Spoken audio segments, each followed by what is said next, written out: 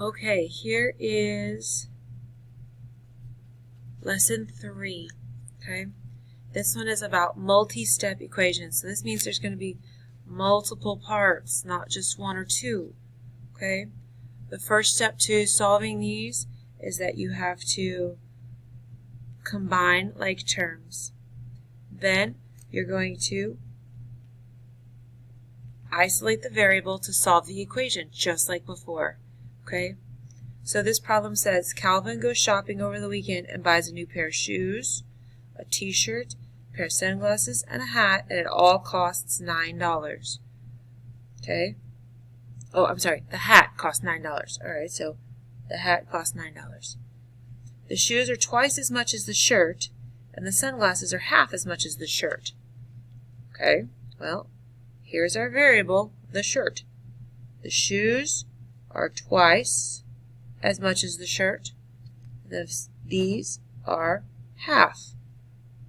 Okay, so what does that add up to? It all adds up to $65. Using the lines above, write an equation to represent this purchase being using S for the cost of the shirt. Well, we did that. Okay. Simplify the equation by combining like terms. Okay. 9 is not a like term. It has no other regular numbers on this side of the equal sign. Okay. So 65 is all by itself. Nothing's happening over here. 9 is all by itself because it's the only constant. Now we have to combine these three. What is sitting here in front of this S? This sneaky ninja 1 right here. So 1 plus 2 is 3, plus a half is 3 1/2. And I'm going to write that as a decimal because I don't always like fractions. Solve the equation. Okay? So I'm going to take 65 minus 9, and then I'm going to divide by 3.5. So S equals 16. What is the cost of each item? Well, okay, we know my hat. We don't care about that. My S, my one S, my shirt. Shirt is $16. Okay? Half of S, half of 16. Oops, 8. 2 times 16 is 32. If you add up these 4, they'll give you 65. Okay? So look here at this one. What are my like terms? This one and this one, because they both have x's. So you're going to get 8x plus 14 equals 38. Now, just like the last lesson, you get rid of the constant. That goes to 0. Makes a 0 pair. 8 minus 4 is 4. 3 minus 1 is 2. Divide by 8 because this is multiplication. 24 divided by 8 is 3. Okay. Let's see, one more on this page. Alright, same thing. Solve the equation. Now, this and this have the same same variable. There's nothing else. So that's awesome. Negative 15, positive 10, minus 40 is positive 30, listen to me, negative 30x equals. Okay, that's hard to see. Sorry, it's terrible. Let's see if I can fix it.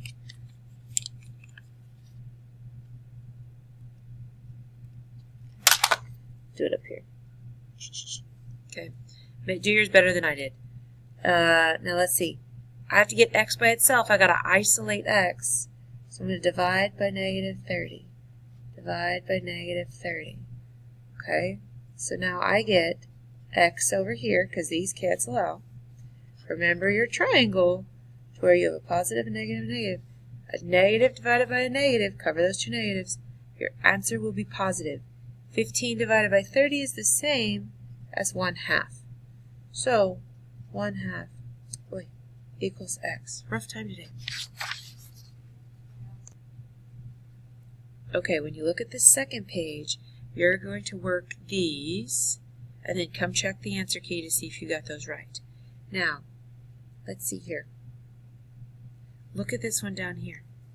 James bought a cheeseburger, fries, and a drink for dinner. The cheeseburger was 3 times the price of the fries, and the drink and the fries were the same price.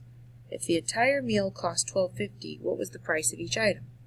So we have cheeseburger, we have drink, we have fries. You're like, why'd you write it here? It's all here. This is for my answers. This is for my work. Okay, drink and fries were the same price. So drink and fries, they're each X. My cheeseburger was 3 times the price of the fries.